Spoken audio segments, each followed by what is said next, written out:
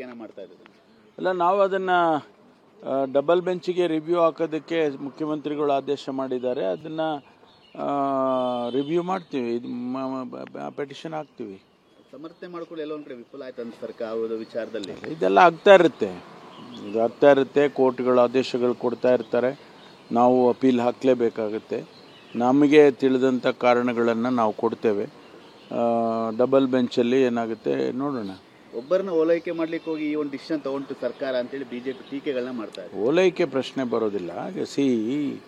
ಈಗ ಹಿಂದೆ ಜಗದೀಶ್ ಶೆಟ್ಟರು ಆದೇಶ ಮಾಡಿದರು, ಅವರ ಮುಖ್ಯಮಂತ್ರಿಗಳಿದ್ದಾಗ.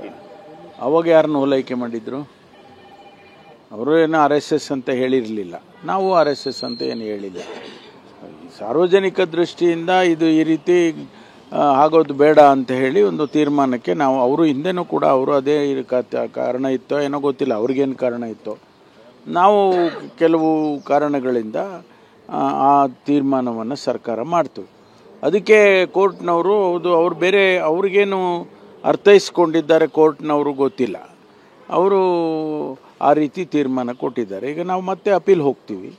ಅಪೀಲ್ನಲ್ಲಿ ಮತ್ತೂ ಹೆಚ್ಚಿನ ಮಾಹಿತಿಗಳನ್ನು ಕೊಟ್ಟು ಸರ್ಕಾರದ ಉದ್ದೇಶವನ್ನು ಅವರಿಗೆ ತಿಳಿಸ್ತೇವೆ. ಏನು ಆದೇಶ ಬರುತ್ತೆ ನೋಡೋಣ. ಈಗ ಸಿದ್ದರಾಮಯ್ಯ ಮತ್ತೆ ಮುಂದುವರಿಬೇಕು ಅನ್ನೋ ಪತ್ರ ಚಳವಳಿ ಎಲ್ಲ ಶುರುವಾಗಿದೆ. ಅದೆಲ್ಲ ಬಿಡಿಯಪ್ಪ, ಅದರದ್ದೆಲ್ಲ.